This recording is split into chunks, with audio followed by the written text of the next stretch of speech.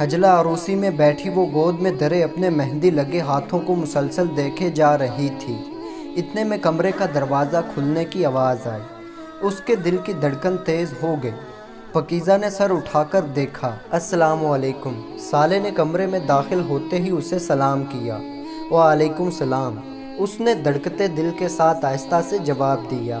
سالے نے آہستہ سے اپنی نئی نویلی دلہن کا گھونگھٹ اٹھایا اور اس حسین چہرے کا دیدار کیا جسے چند گھنٹوں پہلے اس نے اللہ اور اس کے رسول صلی اللہ علیہ وآلہ وسلم کے نام پر خود پر حلال کیا تھا۔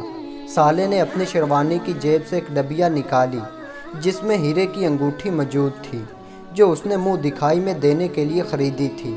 اس نے ڈبیا سے انگوٹھی نکالی اور پہنانے کے لیے پاکیزہ کا ہاتھ پکڑا۔ جوں ہی سالے نے پاکیزہ کا ہاتھ تھاما تو اسے حیرت کا ایک جھٹکا لگا۔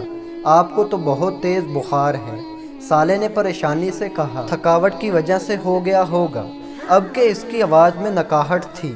آپ اپنا لباس تبدیل کر لیں، میں آپ کے لیے دوائی نکالتا ہوں۔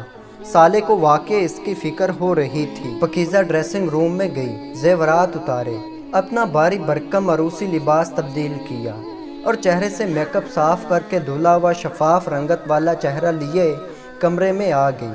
سالے نے اسے بیڈ پر بٹھایا اور بخار کی دوائی کھلائی۔ صبح تک آپ بالکل ٹھیک ہو جائیں گی انشاءاللہ۔ انشاءاللہ، پاکیزہ نے بھی کہا۔ اب آپ سو جائیں، آپ کو آرام کی ضرورت ہے۔ پاکیزہ نے چونک کر سالے کی طرف دیکھا۔ ایسے کیا دیکھ رہے ہیں؟ سالے نے مسکراتے ہوئے پوچھا۔ اور آپ کیا؟ میں، سالے نے ہلکا سا کہکا لگایا۔ آپ کی خواہش، پاکیزہ نے جھجکتے ہوئے کچھ کہنا چاہا۔ اے میری نصف بہتر، میں انسان ہوں، کوئی وحشی درندہ نہیں ہوں کہ اپنی خواہش کے لیے میں اپنی بیوی کے تکلیف کو نظر انداز کر دوں۔